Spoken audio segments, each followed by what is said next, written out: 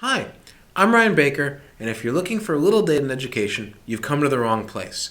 But if you're looking for big data in education, here's the class. Welcome to today's lecture. Today we're going to talk about scatter plots, heat maps, and parameter space maps. Scatter plots are a classic type of visualization, and I'm assuming you've all seen them at some point. They show the relationship between two variables with every data point being a point on the graph.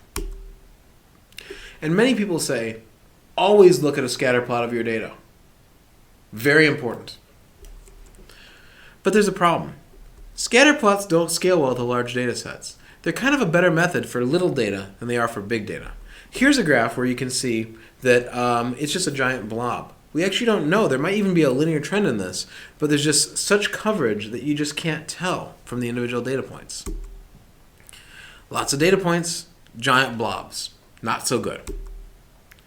Or if the data is not that granular, let's say that you have two tests you're correlating to each other and the only possible values are 0, 0.2, 0.4, 0.6, 0.8, and 1. Well, in that case, you don't even know. This may be actually, again, a nice linear trend, and it's just that there's at least one data point in every single combination. You get single points hiding lots of data points. For example, maybe there's 5 data points down here and 50,000 up there. There's no way to tell from a scatter plot.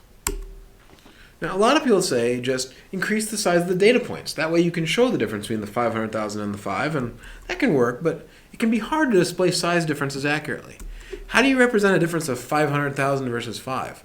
A point 100,000 times bigger? And another problem is that this makes the blob problem even worse. If you're taking up ever more of the space, well gosh, everything's going to get covered over, and you'll just have one mega point covering the whole data set.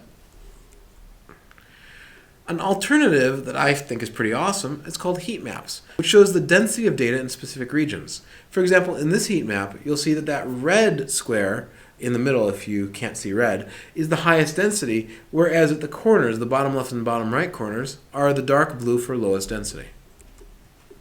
And these do better with large-scale data, in my humble opinion, than scatter plots do.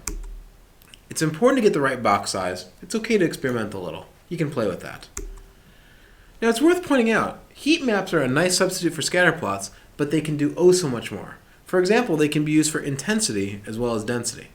How intense is your data at a certain point? For example, take a look at Bowers 2012. I like this one. It takes a little while to parse, but basically what you've got is all of these students and their trajectories through high school. And every line represents a student. That thing off the left is a hierarchical agglomerative clustering. We'll talk about that next week. Now, like I said, every single line from left to right is a student, and you can see that at each grade, the student is a grade. And if they got a red one, then they got a poor grade, and if they got a blue one, they got a good grade. So you can actually look across and see how different students kind of have these different patterns of success. It's a real nice use for these kind of maps, I think. Another thing is parameter space maps. This is an important special case of heat maps, and it's used to look at the goodness of various parameters in a model, particularly used for Bayesian knowledge tracing, although it applies to just about anything. A kind of nice example of this is by Steve Ritter and colleagues at EDM 2009, Best Paper Award actually, which each of these graphs shows the proportion of skills in the cognitive tutor where a best BKT model ends up with specific parameter values. So in other words, how often, across how many skills, what proportion of the skills, is the best model going to have a certain value? So if you look at the furthest left, second from the top, slip versus guess, you'll see that there's a red cluster kind of at the very bottom center of the graph. This represents cases where guess is about at 0.5, but slip is down near 0.1 or 0.05. And you can see across these other graphs that depending on what parameter pair you're looking at, you get these very different patterns. For example, third from the left, second from the right, very bottom, you have a map between learn and initial knowledge. So L0 versus T. L0 is on the y-axis, T is on the x-axis, and it looks nicely like the A, G, and C. Like the strongest part you'll see is an initial knowledge of about 0.8 and very little learning, but there are some skills which have relatively more learning, and there's kind of clusters. There's you can see kind of parts of the space that are less well represented. So it's kind of cool, right?